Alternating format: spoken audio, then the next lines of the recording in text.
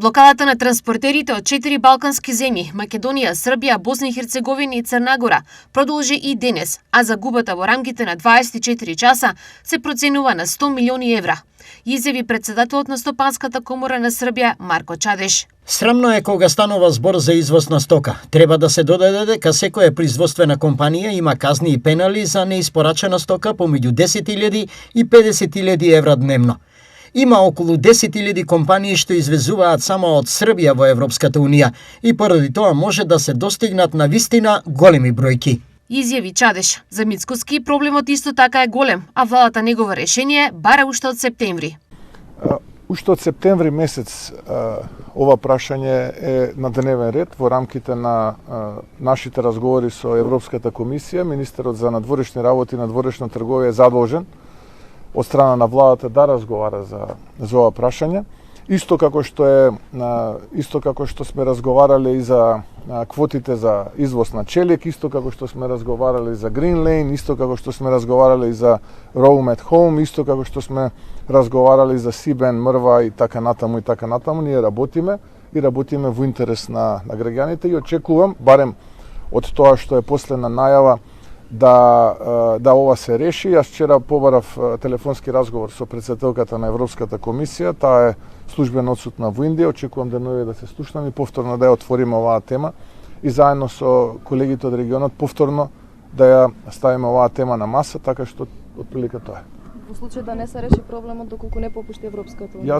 Видете, Европската унија си има Шенген механизам и таа се држи до Шенген механизмот. Ние сега бараме варијанта како да излеземе во пресрет на транспортерите.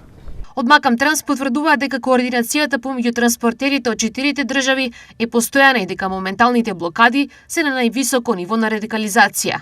Бидејќи ние сме сите со позитивна енергија, радикализација не правиме. Ова е најголемата радикализација што веќе се спроведува и доколку некој не му е јасно што ќе се случува после 10 април, навистина ми е жал.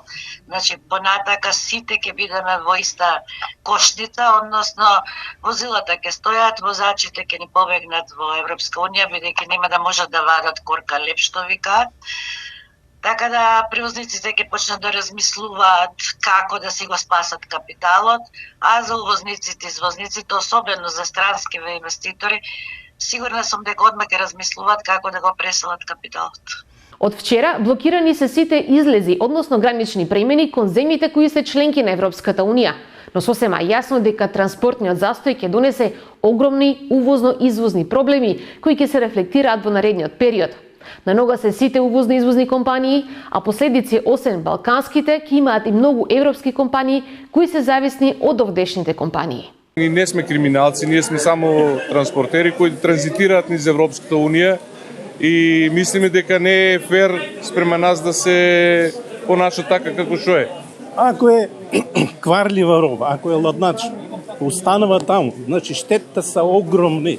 Значи таа роба нема кој да ја гледа, шоферот се заминува, они го земат, го затварат 24 сата, после 24 сата го депортира назад, камионите останува таму на паркинг каде што или на пумпа, не е битно каде. Значи на пат останува едноставно, никако не е обезбеден нити камион, нити роба. На вториот ден од блокадите поддршка и најава за нивно приклучување има и од Асоциацијата на автобуските превозници Исток. Ограничувањето на движењето на возачите не само што го попречува нивниот ангажман, туку предизвикува последици и врз фирмите и граѓаните, а ќе доведе до длабоки економски последици, намалување на приходите во туризмот, затварање многу фирми и мали бизнеси, губење работни места, намалена конкурентност на нашите компании за превоз, губење на странските партнери и огромен пад во стопанството со огромно нарушување на туристичките, економските и трговските текови. Изјави председателот на Асоциацијата на автобуски превозници Исток Горан Трпковски.